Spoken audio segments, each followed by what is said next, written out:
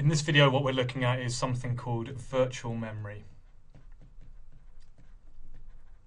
And first of all, we're going to look at some RAM. So let's say that this is a block of RAM, random access memory.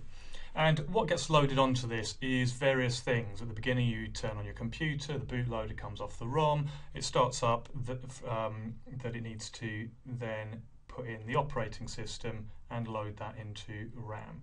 So there we get our operating system. And then you start to load up programs. So each program which you load takes up more RAM. So maybe you open a word processor, and then maybe you open your web browser. Then you start to open some more tabs in your web browser, so they need more space as well. And maybe then you start to do some video editing, and finally you try and open up some image editing software that needs a lot of RAM.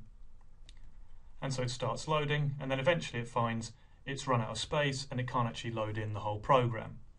So at this point, what would happen is you would expect to get an error saying out of memory, which would mean out of RAM. There's no more space to put this next program because you've filled up all the area of RAM.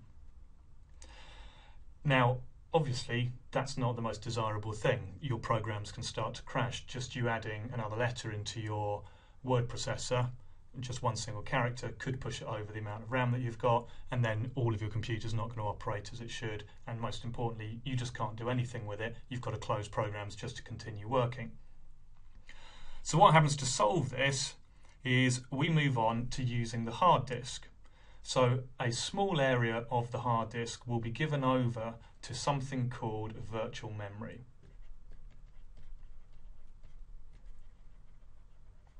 And this will just be one small component of the hard disk, one small section of the hard disk will be the virtual memory. The rest of it will obviously be the hard disk drive itself and for all your programs and your software. Now what happens is this area of virtual memory is available on the hard disk for the operating system to use. So now if I go over, so with that image editing software, what can now happen is the remainder of it can be stored on the hard disk, and it's equivalent to storing it in RAM. Now the question comes, why do we even bother with RAM if we can put everything onto the hard disk? The problem is the hard disk is immensely slow. Compared to RAM, it's further away from the processor, and it's a really slow way to get information onto and off of the hard disk compared to RAM. So what often happens is when you're using virtual memory, the operating system will put the most recent programs onto RAM, but that's not that quick because it's got to move programs on, it's got to move programs off, so you're slowing down the whole machine. So although you use virtual memory, and if you're doing lots of graphics editing, then you will notice that it is using a lot of virtual memory. It's filling up all of the RAM and then going off. One of the ways you can speed up your computer, if you are using virtual memory, if you've used up all of your RAM, is simply to buy more RAM. And so if you have, let's say this is 4 gigabytes of RAM.